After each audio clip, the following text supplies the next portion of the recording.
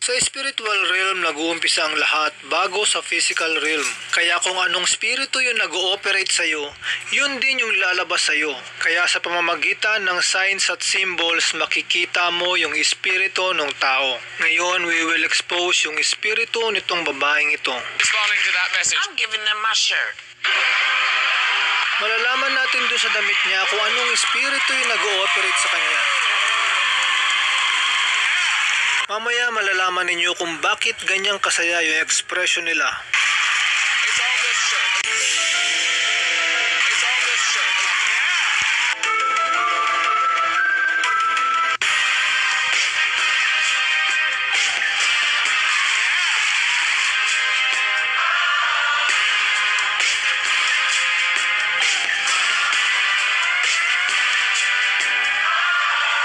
Nandoon sa shirt yung espiritu ng ahas at espiritu ng Baphomet at yan ang nag-ooperate sa kanilang lahat. Ngayon, aalamin natin kung sino yung nandoon sa loob ng ahas. To say thank you for all of the... Thank you. All of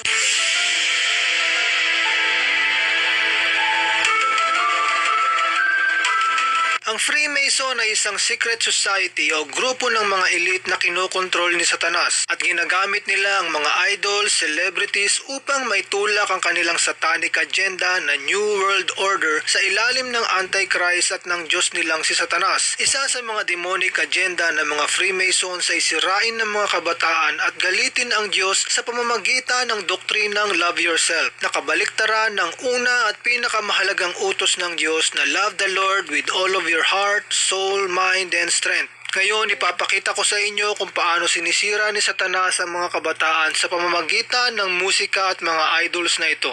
Panoorin natin itong music video nila na Fire. Ito yung magpapatunay ng kanilang satanic agenda. Makikita natin itong mga kabataan na patambay-tambay at medyo pastig-astig. At ito ang target ni Satanas upang sirain, wasakin, patayin at nakawin mula sa kamay ng Panginoon. At itong BTS ay tinawag ni Satanas upang dalhin ang mga kabataang ito sa impyerno. Tinutokso niya yung mga idols para magtrabaho para sa kanya. And of course, mahirap tumanggi kay Satanas. Ngayon, kukunin niya yung kanyang cellphone at isusuot yung kanyang earphones dahil yan ang gagamiting instrumento para sunugin ng mga kabataan sa impyerno. Musika at cellphone. At makikita natin ang dalawang masamang espiritu na nagpapatunay ng kanilang masamang balak.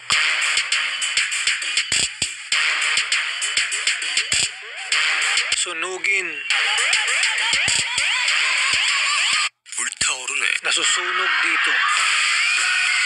Nakikita niyo ba itong tulay na ito? Hindi yan nagkataon lang. Alam nila yung ginagawa nila. Ang tulay na yan ay ang kanilang musika at yan ang magdadala sa atin sa impyerno.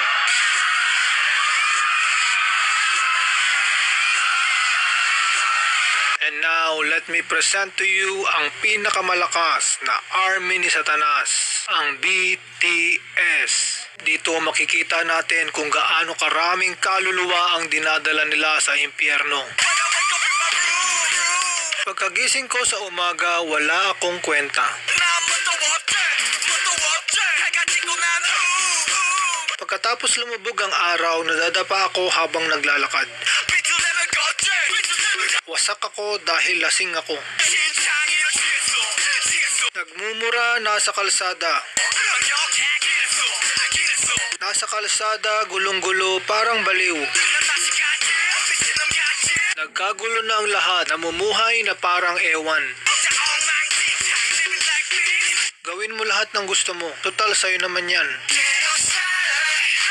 Huwag ka masyadong magsikap, okay lang maging talunan.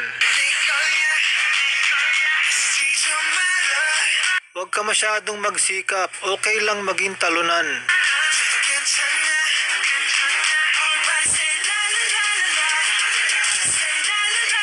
Lahat magsabi ng lalala, itaas ang kamay, mag-ingay, sunugin.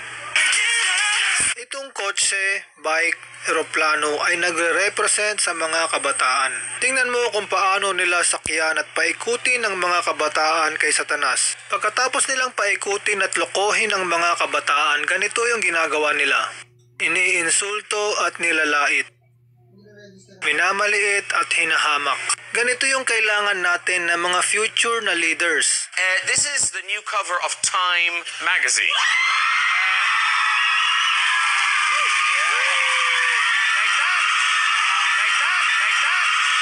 Hindi talaga nagkamali si Satanas ng pagpili sa mga next generation na leaders.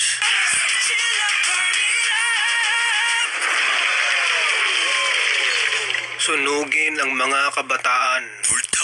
Masusunog dito.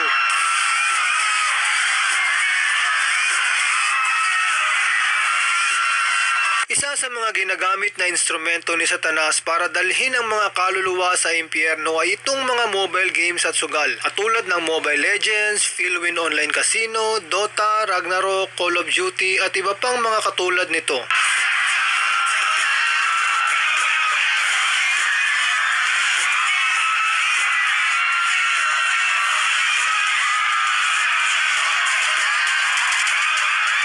Sunugin natin lahat. Yumuko, yuko, yuko. Kapag ginagamit natin itong mga instrumento ni Satanas, yumuyuko tayo sa kanya at binibigyan natin siya ng legal right o karapatan para sunugin tayo sa impyerno.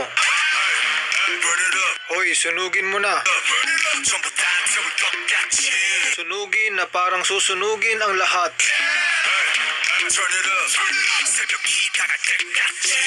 Ang ibig sabihin ng turn it up sa slang ay mag-party, mag-wild o maimpluwensyahan ng droga o alak hanggang magbukang liwayway o magliwanag. Sumabay na lang tayo sa agos dahil bata pa tayo. Anong klase kang kutsara at kinakausap mo ako ng ganyan? Huwag mo akong tawaging kutsara, tao ako. Ini-encourage nitong army ni Satanas sa mga kabataan na trash talk, mag-party, magdroga, maglasing sa alak at maglaro ng mga satanic mobile games dahil ito ang daan sa impyerno. Gawin mo lahat ng gusto mo, total buhay mo naman yan. Huwag ka masyadong magsikap, okay lang maging talunan.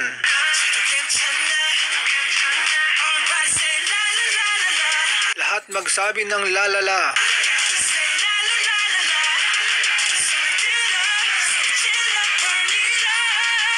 Itaas ang kamay, mag-ingay, mag-relax, sunugin. Nasusunog dito.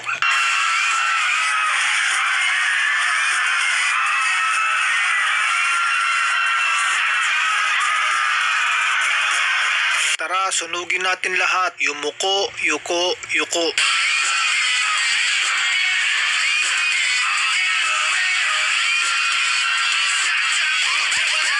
Tara, sunugin natin lahat. Yumuko, yuko, yuko.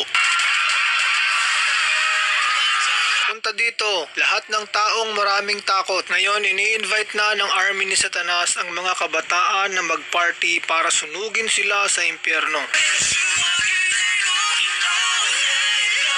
Buong gabi na walang malay. Dito makikita natin na umapir ang BTS kay Satanas. Tumalon tayo. Tara, magpakabaliw ang lahat. Para malaman mo kung gaano kainit sa impyerno, subukan mong ilagay yung dulo ng daliri mo sa apoy. Yung sakit na naranasan ng daliri mo ay mararanasan ng buong katawan mo sa impyerno. Minu-minuto, oras-oras, araw-araw, gabi-gabi, buwan-buwan, taon-taon at habang buhay sa impyerno.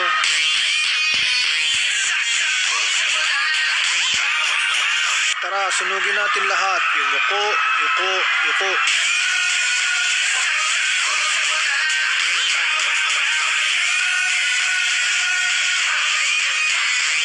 Ngayon, alam mo na kung saan ka pupunta. 용서해줄게.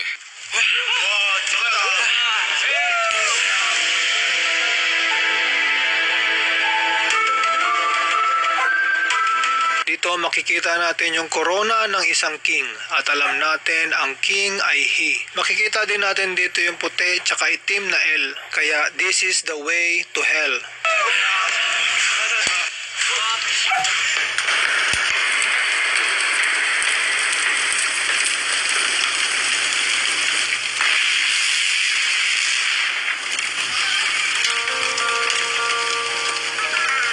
Alam mo ba kung anong ginawa ng Diyos para hindi ka mapunta sa impyerno at para iligtas tayo mula sa kasalanan patungo sa paraiso? 2,000 years ago, may isang king na sobrang nagmamahal sa iyo at ayaw kanya pumunta sa impyerno.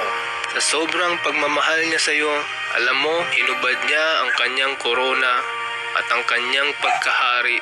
At sa pagnanais niyang maagaw ka sa kamay ng diablo at mailigtas ka patungo sa impyerno, alam mo, ibinaba niya ang kanyang espada. Nagpakumbaba siya para lang hindi ka maparusahan ng kamatayan, para hindi tayo maparusahan sa impyerno. At para mapatawad ka, alam mo, dahil sa sobrang pagmamahal niya sa iyo, binayaran niya ang parusa na dapat ikaw ang tumanggap, na dapat tayo ang tumanggap dahil sa ating mga kasalanan. Siya ang ipinako sa krus. Tinanggap niya ang mga latigo na dapat para sa atin.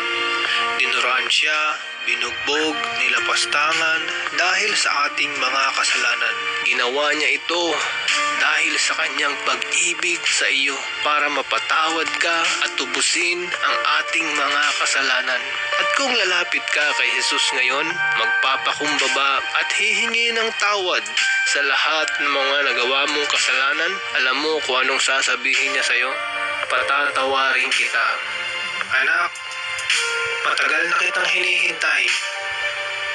Mahal na mahal na mahal kita. Maghanda ka dahil malapit na akong dumating. The nights get colder and the rhythms got you falling behind. Just dream about that moment when you look yourself right in the eye. I did just say I wanna dance the music got me going and nothing that can stop how we move.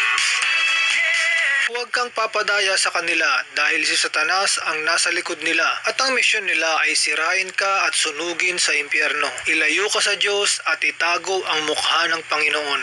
Ang humahawak sa mga idols na ito ay mga Freemasons at Illuminati.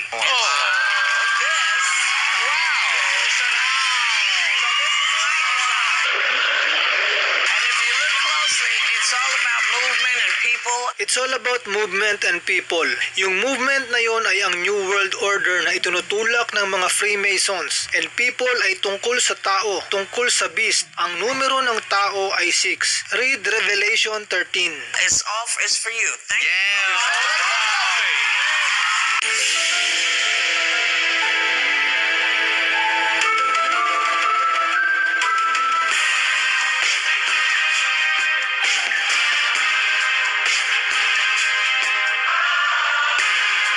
Simula sa damit, the Holy Spirit revealed sa atin na everything is connected. They are all connected sa serpent. Simula sa mga movies, religion, anime, sports, entertainment, business, energy drinks, lahat ng yan ay nasa influence na ng serpent. Kaya sinasabi ng Biblia na huwag kayong makiayon at umibig sa mga bagay sa sanlibutan. Sapagkat kung sino ang umiibig sa sanlibutan, wala sa kanya ang pag-ibig ng Ama. Ito ay inireveal sa atin dahil ang lahat ng mga bagay ay malapit ng mapailalim sa kapangyarihan ng Antichrist. Ngunit ito ay aagawin ng Diyos at ni Kristo sa diablo at ibibigay sa mga hinirang sa pagtunog ng huling trumpeta ng Diyos. Revelation 11:15. Hinipan ng ikapitong anghel ang kanyang trumpeta at sa langit may malalakas na tinig na nagsabi, ang paghahari sa sanlibutan ay paghahari na ngayon ng ating Panginoon at ng kanyang Kristo. Maghahari siya magpakailanman. Lahat ng papuri, kaluwalhatian, kadakilaan ay sa Diyos lamang at sa kanyang Kristo.